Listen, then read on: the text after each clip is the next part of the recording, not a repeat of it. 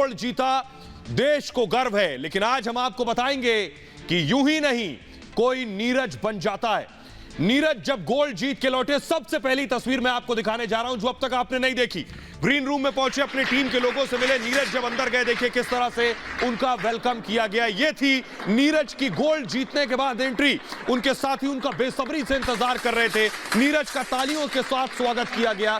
ये तस्वीरें अब तक आपने नहीं देखी, पहली बार आप टेलीविजन पर देख रहे हैं। ये देखिए नीरज अपने साथियों से, अपने कोच से, अपने ट्रेनर से, अपनी टीम के मैनेजमेंट के लोगों से मुलाकात कर रहे थे।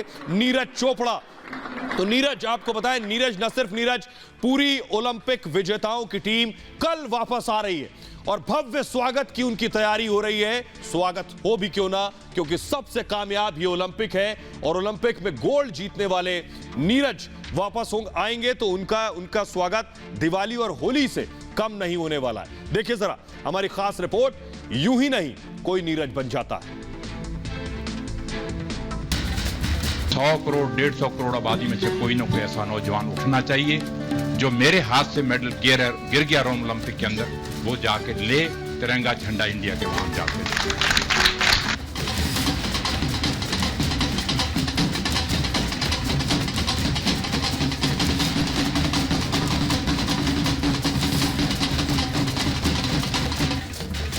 नीरज का भाला गोल्ड वाला।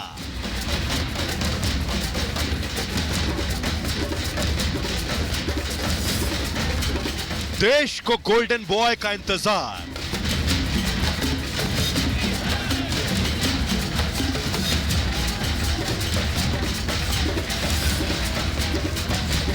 महाबली नीरज के महास्वागत की तैयारी।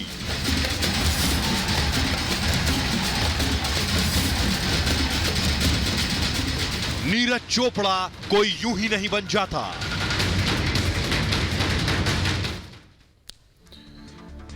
तो आइए अब आपको बताने जा रहे हैं कि नीरज ने देश के लिए गोल्ड जीता। नीरज पर अब हो रही है धन वर्षा, नीरज पर अब इनामों की बारिश हो रही है। आपको बताने जा रहे हैं नीरज को अब क्या कुछ मिलने वाला है। टोक्यो ओलंपिक में सफलता का झंडा गाड़ने वाले नीरज चोपड़ा ने पूरे देश को खुश कर दिया है। सफलता उन्हें मिली, लेकिन इसका जश्न पूरा देश मना रहा है। नीरज चोपड़ा को सिर्फ बधाई संदेश नहीं मिल रहे, बल्कि उन पर इनामों की बारिश हो रही है।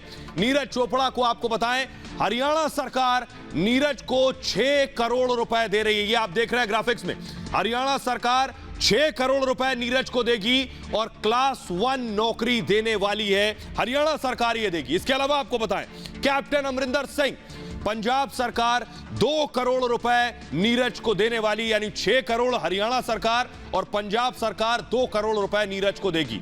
मणिपुर सरकार नीरज को 1 करोड़ रुपए देने वाली है। इसके अलावा चेन्नई सुपर किंग्स नीरज को 1 करोड़ रुपए पुरस्कार के तौर पर देगी। साथ ही बीसीसीआई भी नीरज को 1 करोड़ रुपए देने वाला है। नीरज चोपड़ा को आनंद महिंद्रा, जी हां, उद्योगपति आनंद महिंद्रा उन्हें एक्सयूवी 700 देने वाले और बायजूस नीरज चोपड़ा को 2 करोड़ रुपए का पुरस्कार और देने वाली है। इसके अलावा आपको बताएं, देखिए कैसे इनाम की बारिश हो रही है। इंडिगो एयरलाइंस 1 साल तक नीरज के सारे एयर टिकट्स फ्री करने जा रही है, यानी नीरज इंडिगो से सफर करेंगे, कहीं भी 1 साल तक जाए, पूरी तरह से फ्री, कोई पैसा नीरज को नहीं देना है। तो ये हो रही है नीरज पर बारिश। आइए अब आपको दिखाते हैं, नीरज की एक तस्वीर आपको दिखाते हैं कि कैसे, देखिए नीरज किसान परिवार से आते हैं। ये देखिए, ये नीरज के पिता हैं, कंधे पर फावड़ा उनके है और नीरज आपको पीछे नजर आ रहे हैं। फुल स्क्रीन अगर ये मैं तस्वीरें दिखाऊं, ये नीरज की हकीकत है। आपने नीरज को गोल्ड के साथ तो देख लिया, अगर टॉप बैंड हटाएंगे तस्वीरें मैं दिखाऊं, नीरज के पिता को आप देख रहे हैं, कंधे पर फावड़ा है, ये है नीरज के पिता। और पीछे आपको जो टी शर्ट में युवा नजर आ रहा है, ये है नीरज। नीरज के पिता खेती किसानी करते हैं, नीरज के पिता गांव से ताल्लुक रखते हैं, नीरज गांव से ताल्लुक रखता है। ये है गोल्डन बॉय की तस्वीर, ये है उस गोल्डन बॉय की हकीकत, किस तरीके से मुफलिसी से वो आगे बढ़ा और कैसे आज उसने देश के लिए गोल्ड मेडल जीता है। नीरज के पिता को आप देख रहे हैं, खड़े हुए हैं, कंधे पर फावड़ा, खेती किसानी के लिए जा रहे हैं, पीछे नीरज खड़े हुए हैं पिता के साथ तस्वीर में। यही है हमारे युवाओं की, हमारे खिलाड़ियों की एक वो हकीकत कि कैसे ये जूझ कर, ये मेहनत करके, ये लड़कर आगे तक पहुंचते हैं और देश का नाम रोशन करते हैं। आइए अब आपको दिखाते हैं नीरज की एक फिटनेस की तस्वीर मैं आपको दिखाने जा रहा हूं। वो गांव का लड़का, वो देहात का लड़का, उसकी ये तस्वीर देखिए जरा, फुल स्क्रीन जरा मैं तस्वीर दिखाऊंगा, देखिए नीरज की फिटनेस, आप समझ सकेंगे। ग्रिड हटाऊंगा मैं, उसके बाद देखिए जरा, ये नीरज को आप देख रहे हैं, नीरज की फ्लेक्सिबिलिटी देखिए। ये मैं आपको दिखाने की कोशिश कर रहा हूं कि कैसे नीरज लगातार जिम में पसीना बहा रहे थे, अपनी फिटनेस पर काम कर रहे थे। ये है असली नीरज, यानी जो जीत भारत को दिलवाई उसके पीछे कितना पसीना बहाना पड़ा है नीरज को। आइए अब आपको बताते हैं, नीरज के इनाम देख लिए, पुरस्कार देख ली, मेहनत देख ली। अब मैं आपको दिखा रहा हूं संघर्ष से लेकर शिखर तक की कहानी नीरज की क्या है। ये बहुत कम लोग जानते हैं नीरज के बारे में। जो सोने की चकाचौंध और चमक है वो दरअसल पीछे की मेहनत को कई बार छिपा देती है, इसलिए मेहनत के बारे में जान लेना बहुत जरूरी है। अच्छे से अच्छे समय में भी ओलंपिक मेडल के सपने को सच बनाना आसान नहीं होता। इसके लिए हर खिलाड़ी को संघर्ष करना पड़ता है।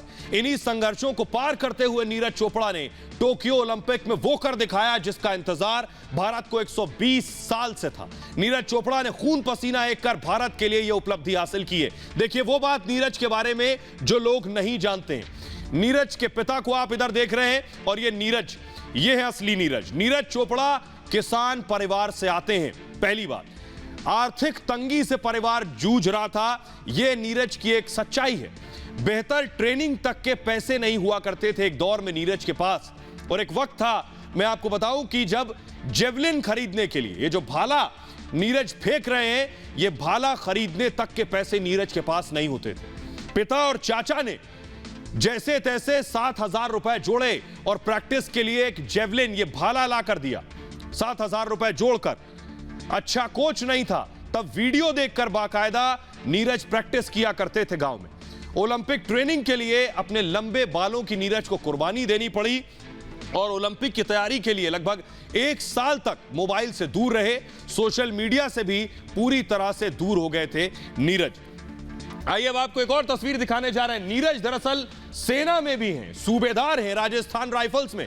तो उनके साथ के सेना के जो वो लोग देखिए कैसे जश्न मना रहे हैं। ये तस्वीरें देखिए जरा, एम्बियंस हम सुनाएं, फुल स्क्रीन जरा तस्वीरें दिखाएं। ये नीरज के साथी हैं जो उनके साथ सेना में राजस्थान राइफल्स को आप देख रहे हैं।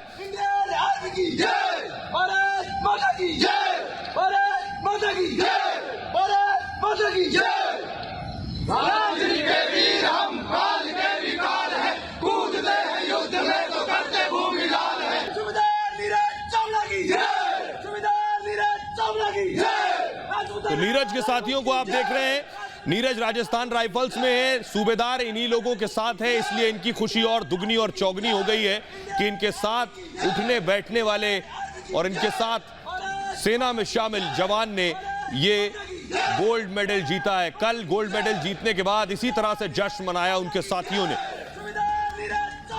आइए अब आपको मैं दिखाता हूं नीरज की विजय गाथा, कैसे नीरज संघर्ष करके आगे बढ़े। नीरज चोपड़ा ने जैवलिन को आसमान में ऐसा उछाला कि एक पूरा देश चांद तक पहुंच गया, ऐसा लगा। ओलंपिक इतिहास में पहली बार भारत ने एथलेटिक्स में स्वर्ण पदक जीत लिया, लेकिन नीरज का ओलंपिक गोल्ड तक का सफर आसान नहीं था। 17 महीनों तक नीरज अंतर्राष्ट्रीय स्तर पर खेल नहीं सके। 17 महीने। 2019 में उन्हें दाहिनी कोहनी की दरअसल आर्थ्रोस्कोपी सर्जरी करवानी पड़ी और इस वजह से लगभग 1 साल तक नीरज खेल से दूर रहे। 2012 के आखिर में अंडर 16 राष्ट्रीय चैंपियन बने। 2016 में जूनियर विश्व चैंपियनशिप में 86.48 मीटर के अंडर 20 विश्व रिकॉर्ड के साथ एक ऐतिहासिक स्वर्ण पदक जीतने के बाद सुर्खियों में आए नीरज। नीरज ने आपको बताया 2017 एशियाई चैंपियनशिप में शीर्ष स्थान हासिल किया और इसके बाद 2012 कॉमनवेल्थ गेम्स राष्ट्रमंडल खेलों में और एशियाई खेलों में 2018 में स्वर्ण पदक जीतने में सफल रहे। 2018 में, इसके बाद आपको बताएं 2018 में अर्जुन पुरस्कार से सम्मानित किया गया नीरज को। आइए नीरज की एक और तस्वीर मैं आपको दिखाने जा रहा हूं। खिलाड़ी नीरज को तो देख लिया आपने, जवान नीरज को भी देख लिया, लेकिन डांसर नीरज को देखिए जरा। ये देखिए, ये जो आप देख रहे हैं, नीरज डांस भी बहुत अच्छा करते हैं। ये उनकी तस्वीर सोशल मीडिया पर वायरल है। फुल स्क्रीन जरा दिखाऊं और एम्बियंस भी सुनवाऊं मैं। फुल स्क्रीन देखिए जरा, नीरज डांस कर रहे हैं। सफेद घेरे में मैं आपको दिखा रहा हूं, बड़े बाल वाला युवा जो सफेद शर्ट पहने हुए है, ये नीरज है जो डांस कर रहे हैं।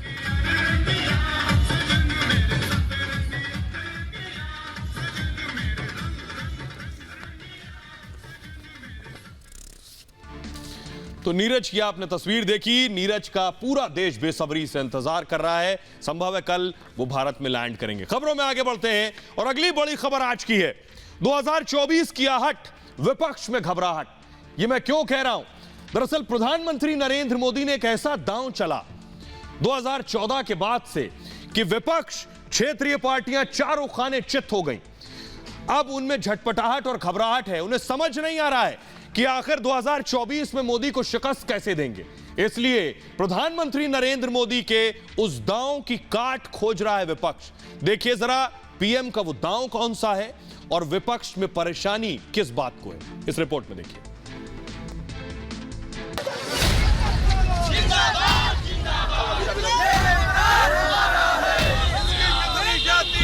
जाति जनगणना कराई जाए। मोदी के दांव से बेचैन विपक्ष।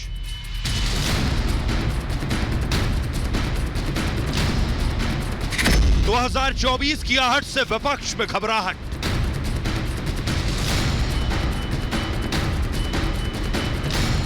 क्या मोदी योगी की काट है जातीय सियासत?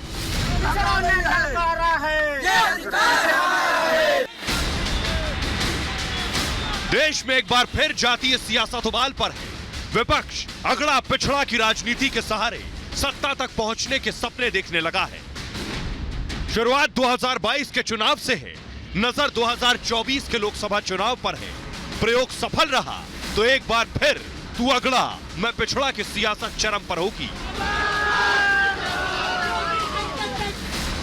जातीय दलों के ठेकेदारों ने इसके लिए मोर्चेबंदी तेज कर दी है। एनडीए में शामिल दल भी इसमें पीछे नहीं।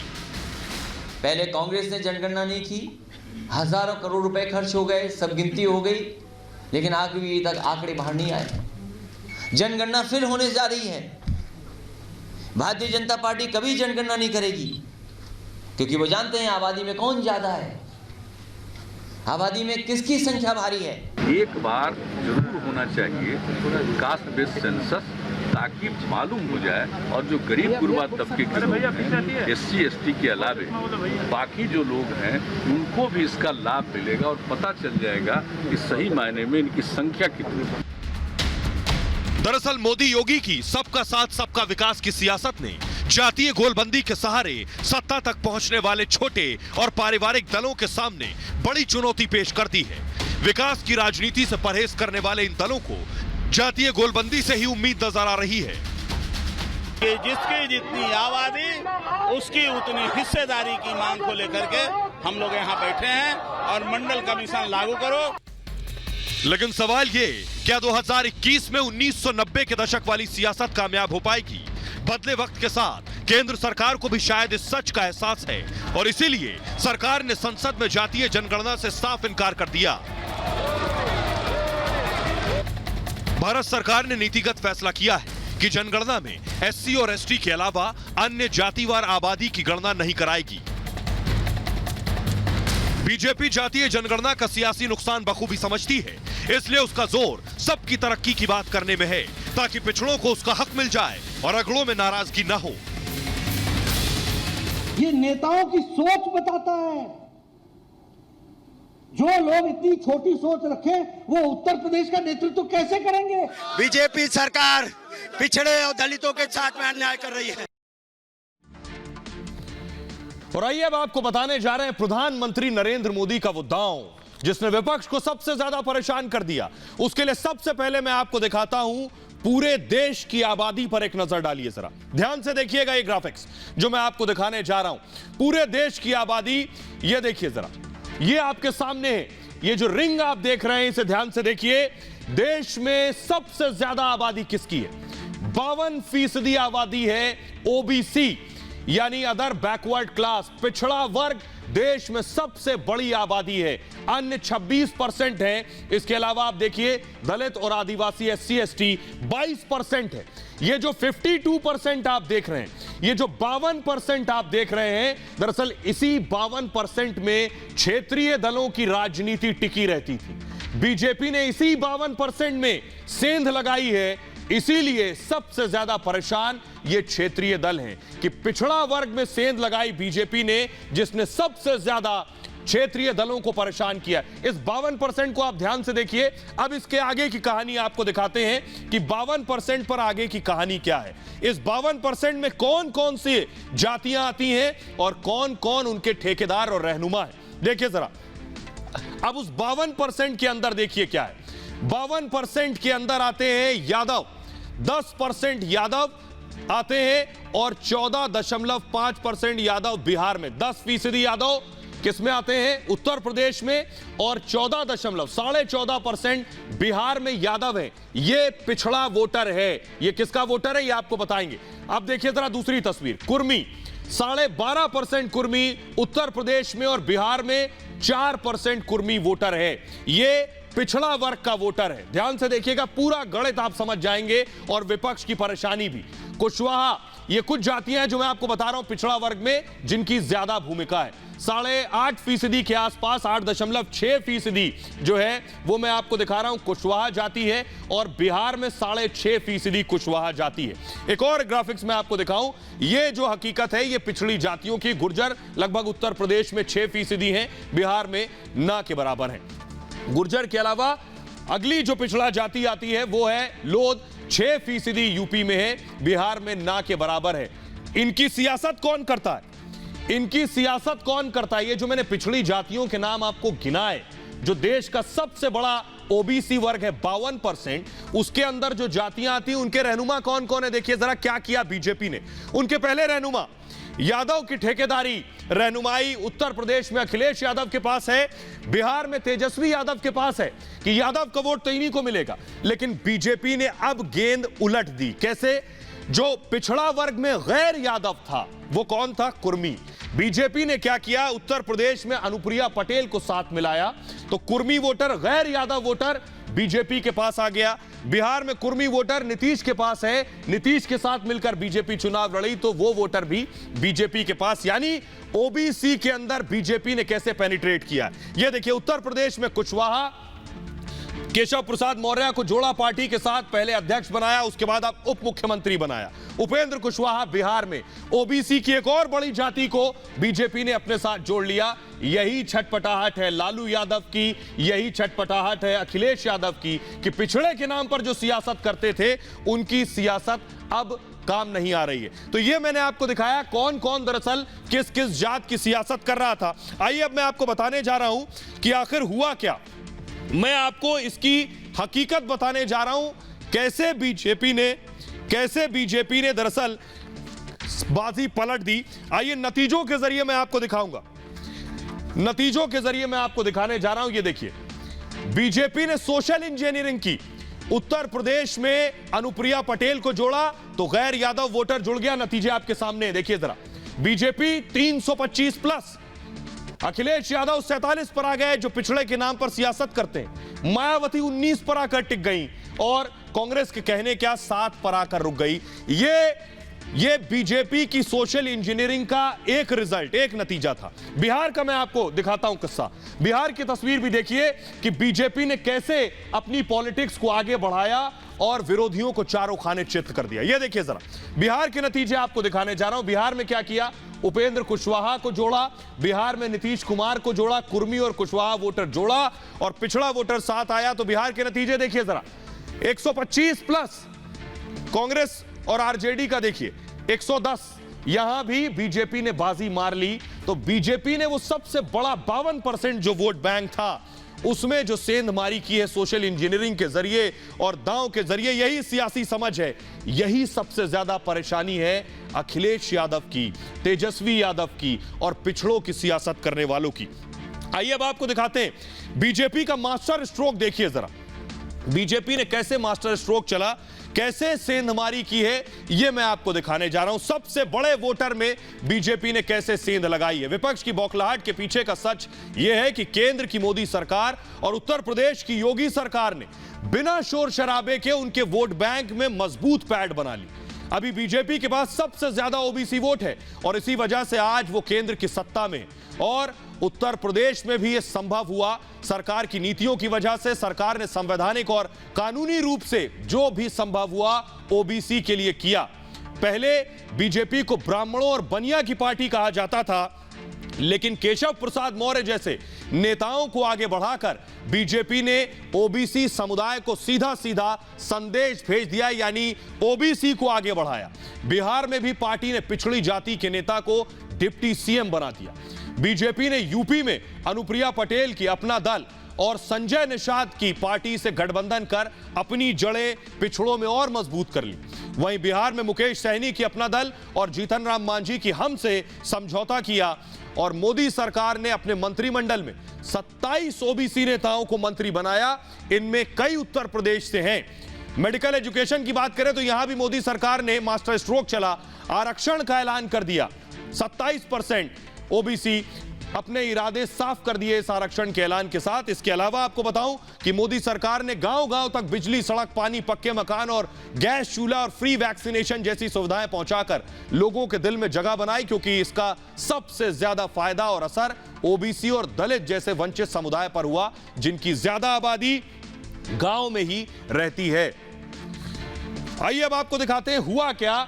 बीजेपी की इस सेंधमारी के बाद सारे पिछड़ियों की सियासत करने वाले परेशान हैं। मुलाकातों का सिलसिला चल निकला। ये देखिए, तेजस्वी यादव जो नीतीश कुमार से मिलने पहुंचे थे, वो तस्वीरें मैं आपको दिखा रहा हूं। यानी दो दुश्मन नीतीश और तेजस्वी भी जाति की सियासत पर एक हो गए। अगली तस्वीर मैं आपको दिखाने जा रहा हूं। देखिए जरा, लालू यादव भी परेशान है क्योंकि उनके पिछड़े में वर्ग में भी सेंधमारी हुई है। लालू यादव देखिए मुलाकात करने पहुंच गए। लालू ने भी राम गोपाल से मुलाकात की, यानी सपा और आरजेडी की मुलाकातें हुई। अगली तस्वीर एक और दिखाऊंगा जल्दी से।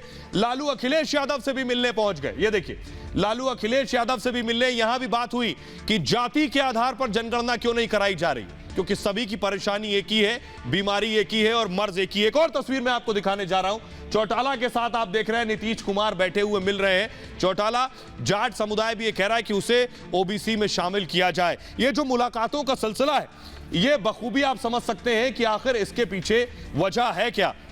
तो सवाल ये है, इसे ध्यान से समझिएगा, सवाल ये है कि अचानक विपक्ष को ऐसा क्यों लगने लगा कि सियासत में बने रहना और सत्ता तक पहुंचने की उम्मीद जगाए रखने के लिए जातीय गोलबंदी के सिवा दूसरा कोई विकल्प नहीं है। क्योंकि कानून व्यवस्था, भ्रष्टाचार और विकास जैसे मुद्दों पर विपक्ष के तेवर उतने गर्म कभी दिखे नहीं जितने की जातीय जनगणना और आरक्षण को लेकर अचानक तल्खी देखने को मिल रही। दरअसल यूपी में समाजवादी पार्टी को इस बात का एहसास होने लगा है कि योगी के खिलाफ 2022 का चुनाव उनके लिए आसान नहीं है, और जब यूपी में 2022 नहीं जीतेंगे तो 2024 में मोदी से निपटना और भी मुश्किल हो जाएगा। इसलिए अखिलेश यादव की कोशिश छोटे छोटे दलों को साथ जोड़ने की है। आज अखिलेश ने महान दल से समझौते का ऐलान किया और अलग चुनाव उसके साथ लड़ने की घोषणा कर दी। इस दौरान अखिलेश ने बीजेपी के पिछड़े समुदाय के नेता और डिप्टी सीएम केशव प्रसाद मौर्य पर भी तंज कसा। आप सोचिए नाम क्या है। ये असली केसर है, ये नकली केसर की बात नहीं कर रहे हम।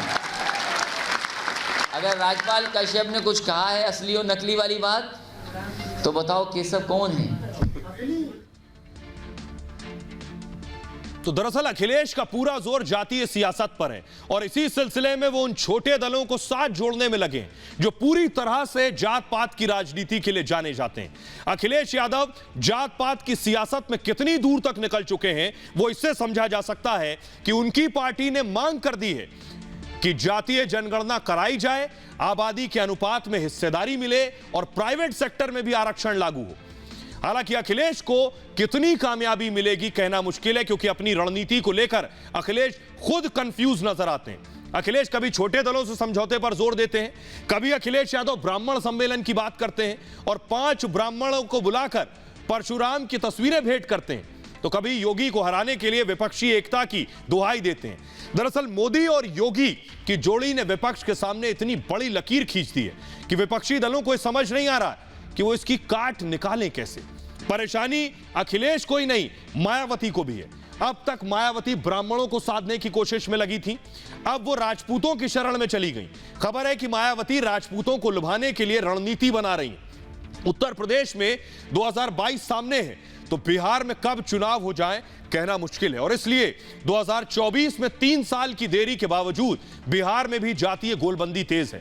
मंडल कमीशन की सियासत से उपजी आरजेडी ने भी जातीय जनगणना की मांग कर दी है, जबकि कुछ हफ्ते पहले तक तेजस्वी कहा करते थे कि हमारी पार्टी अगड़े पिछड़े सबको साथ लेकर चलना चाहती है। पार्टी की स्थापना के 25 साल पूरे होने के मौके पर भी यही संदेश दिया गया था।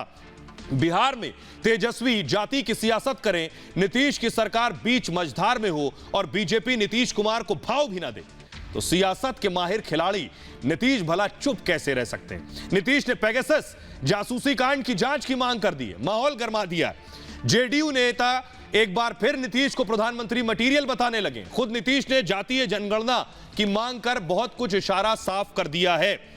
तो आइए अब आपको बताते हैं हम कि आखिर बड़ी चीज ये कि जातीय जनगणना से बीजेपी को परहेज क्यों। जल्दी से आपको सुनवाते देश क्या चाहता है। देखिए जरा, बीजेपी को दरअसल परहेज क्यों।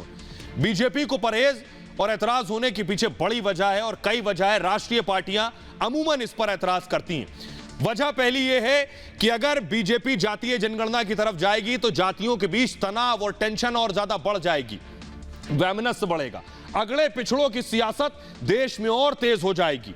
इसके अलावा जातीय राजनीति देश को पीछे ले जाएगी और इन सब से आगे जातीय बीजेपी को सियासी नुकसान होगा। यह बड़ी बात है, बीजेपी अपने नुकसान को बखूबी समझती है। आइए अब जल्दी से लोगों को सुनते हैं, लोग क्या चाहते हैं। बीजेपी कह रही है जनगणना करानी है, आर्थिक लिहाज से जनगणना कराइए, जाति के लिहाज से नहीं।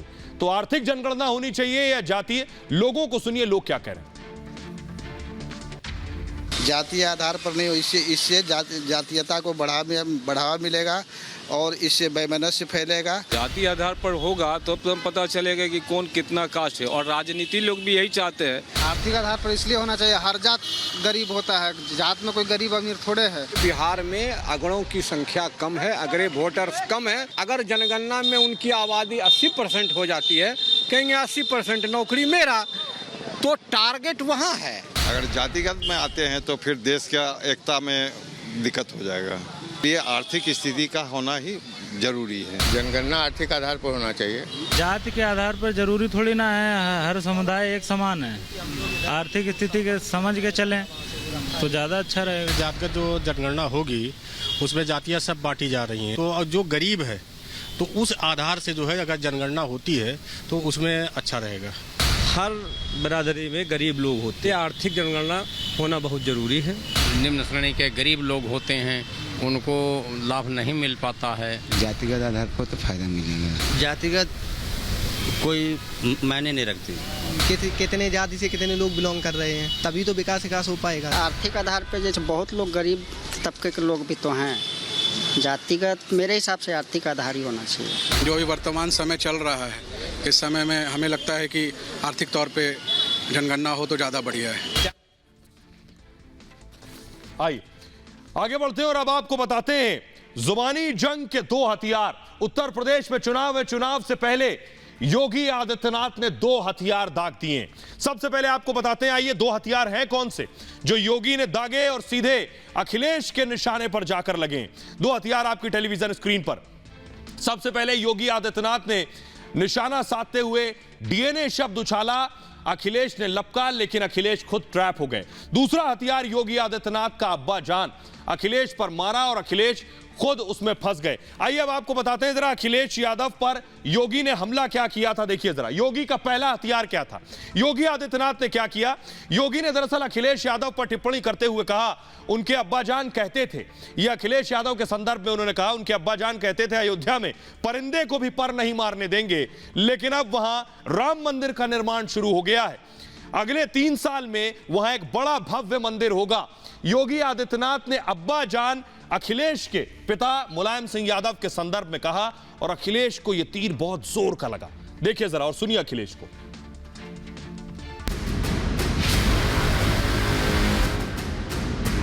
मुख्यमंत्री जी को अपनी भाषा पर संतुलन रखना चाहिए। अगर हमारे पिताजी के लिए कुछ कह रहे हो तो तैयार रहना, अपने आप के पिताजी के लिए भी मैं कुछ कह दूंगा। अब्बा जान पर अखिलेश का यूं खिसियाना, मतलब योगी का तीर सही निशाने पर लगा है। सियासत के मंझे खिलाड़ी होने के नाते योगी को बखूबी पता है कि उनका कौन सा हथियार अखिलेश को सबसे जोर का लगेगा। बीजेपी अखिलेश का जख्म भांपकर उन्हें उन्हीं की सियासत से मात दे रही है। जिस मुख्यमंत्री की भाषा ऐसी हो, उसके मंत्री उसके सहयोगी कैसी भाषा बोलेंगे? क्या उम्मीद करोगे? आज सबसे ज्यादा दलित, पिछड़े, मुसलमान जेल में हैं। कौन जिम्मेदार इसके लिए? समाजवादी पार्टी के बादशाह को अब्बास शब्द से नफरत क्यों है? उनको डैडी कहने में इतराज नहीं होता, पिताजी तो कहते नहीं हैं। और अब्बास शब्द तो एक उर्दू का बहुत अच्छा मीठा शब्द है, मगर डैडी एक अंग्रेजी का शब्द है। उनके पिताजी भी तो उनको टीपू कह के बुलाते हैं। तो ये नफरत क्यों आ गई है उनके अंदर ये उर्दू के शब्द से? ये समझ नहीं आ रहा है, इसके बारे में उनको बताना चाहिए। तो ये था योगी का पहला हथियार जिसमें अखिलेश ट्रैप में आ गए। योगी का दूसरा हथियार आपको दिखाते हैं। यूपी चुनाव से पहले योगी एक के बाद एक ब्रह्मास्त्र चल रहे हैं। दूसरा हथियार देखिए योगी का। योगी ने डीएनए पर सवाल उठाया। योगी ने कहा मुस्लिम देश इंडोनेशिया से रामलीला कलाकार अयोध्या में रामलीला करने आए थे। इसके अलावा योगी ने कहा जब रामलीला के कलाकारों से बात की योगी ने, तो उन्होंने बताया कि वो इस्लाम को मानते हैं। जी हां, रामलीला करने वाले कह रहे थे इस्लाम को मानते हैं, लेकिन उनके पूर्वज श्री राम हैं। योगी ने कहा उन मुस्लिम कलाकारों को श्री राम के पूर्वज होने में गर्व की अनुभूति होती है। यानी योगी यहां कटाक्ष कर रहे थे, इस पर सवाल ही नहीं बनता। अब यहां के जो लोग श्री राम को अपना पूर्वज नहीं मानते हैं, ये किसके लिए योगी कह रहे हैं? उनके डीएनए पर थोड़ा शक तो होता ही है। सीधे सीधे योगी ने जो निशाना साधा है, उस पर अखिलेश यादव का बोलना सबसे ज्यादा उनके लिए परेशानी खड़ी कर गया। जरा अखिलेश को सुनिए, अखिलेश कैसे योगी के इस हथियार में भी फंस गए। सुनिए जरा। अभी कुछ दिन पहले कह दिया, डीएनए की बात कह दी। पता नहीं डीएनए क्या होता है। ये हमारे बायोलॉजी वाले जानते होंगे, डॉक्टर जानते होंगे, पढ़े लिखे लोग जानते होंगे डीएनए क्या होता है। हमारे मुख्यमंत्री ने कहा डीएनए नहीं मिलता उनका, जो भगवान को नहीं पूछते। हम तो भगवान राम को पूछते हैं, बताओ आपका डीएनए अब क्या है? मैंने कहा कि डीएनए का ही फुल फॉर्म नहीं जानते, और आगे की बात मैं नहीं कहूंगा। डीएनए उनके हाथ में नहीं है। तो उत्तर प्रदेश में चुनाव जैसे जैसे नजदीक आ रहे हैं, इसी तरह जुबानी जंग और तेज होती जाएगी और तीखी होती जाएगी। फिलहाल ये भारत की बात है में इतना ही। अपना बहुत ख्याल रखिए। एक छोटे से ब्रेक के लिए रुक रहे हैं, लौट रहे हैं कुछ और बड़ी खबरों के साथ।